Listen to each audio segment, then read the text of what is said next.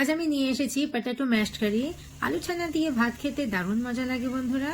ঠিক তেমনি আলু ছানার এই তরকারি দিয়ে শীতের সময় রুটি বা পরোটা খেতেও দারুণ লাগে। একটু ঝাল ঝাল করলে বেশি ভালো হয়। তো চলে আসুন আমার রান্নাঘরে, খুব তাড়াতাড়ি এই রান্নাটা করে ফেলি। একটা প্রেসার কুকারে কটা আলু আর কটা সবজি দিয়ে 3 থেকে 4টে হুইসেল দিয়ে নেব। আর অন্যদিকে চপিং সেরে নেব। এখানে আছে পেঁয়াজ, কাঁচা লঙ্কা, রসুন, আদা, ধনিয়া পাতা আর কারি পাতা। আর এই যে আমার সবজিগুলো সিদ্ধ হয়ে গেছে, আমি সিদ্ধ করার সময় লবণটা দিয়ে নিয়েছিলাম। সবজির মধ্যে যেগুলো আমি নিয়েছি সেটা হলো আলু, টমেটো, পেঁয়াজ আর গাজর। আপনাদের হাতের কাছে যেটা থাকবে সেটা আপনারা আপনাদের পছন্দের মতো নিতে পারেন বন্ধুরা, কোনো সমস্যা নেই, কিন্তু আলুর ভাগটা একটু বেশি নিলে ভালো হয়। একটা কড়াইয়ে একটু সর্ষের তেল দিলাম আর দিলাম জিরে, একটু লাল করে দিলাম পেঁয়াজ কুচি, কাঁচা লঙ্কা কুচি, রসুন কুচি, আদা কুচি, কারি পাতা। সমস্ত উপকরণগুলো ভালো করে ভেজে নেব। খুব বেশি ভাজবো না, তারপর সিদ্ধ সবজিগুলো এতে দিয়ে দেব।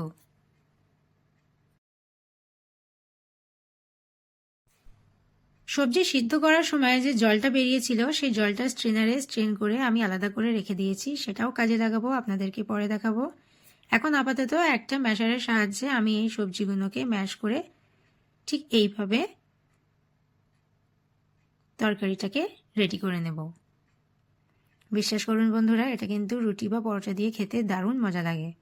আপনারা একবার হলেও অবশ্যই ট্রাই করে দেখবেন। তে কড়াইশুঁটি, ফুলকপি যা পাবেন হাতের কাছে, যে সবজিটাই পাবেন সেটা দিয়েই ট্রাই করতে পারেন। ভালো করে ম্যাশার দিয়ে আলু মাখা মাখা মতন করে ম্যাশ করে নিতে হবে।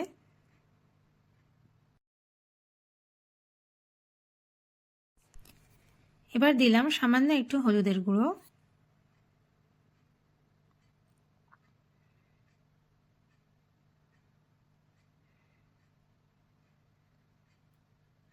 এবার ভালো করে কষিয়ে নেব।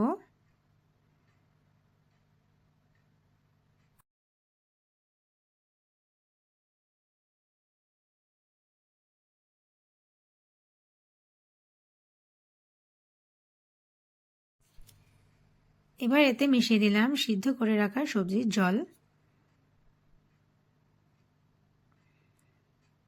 এবার এটাকে ভালো করে মিক্সড করে নিতে হবে।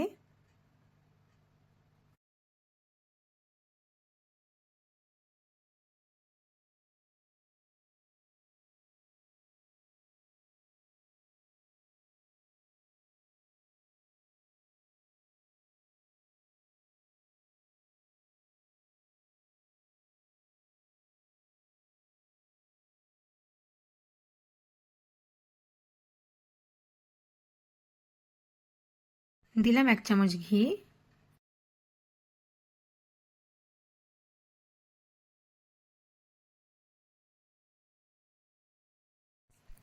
সামান্য জিরের গুঁড়ো ওপর থেকে একটু ছড়িয়ে দিলাম।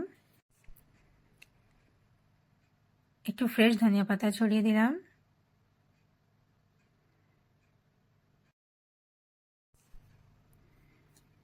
এবার ঢাকনা বন্ধ করে গ্যাসের ফ্লেম লো রেখে 2 মিনিট পর নামিয়ে নেব। আমার এই রেসিপিটা আপনাদের কেমন লেগেছে অবশ্যই কমেন্ট বক্সে এসে জানাবেন। আজ এই পর্যন্তই বিদায় নিলাম। সুস্থ থাকবেন, ভালো থাকবেন। Thank you. আর আশা করি ছোট্ট একটা লাইক দিয়ে যাবেন।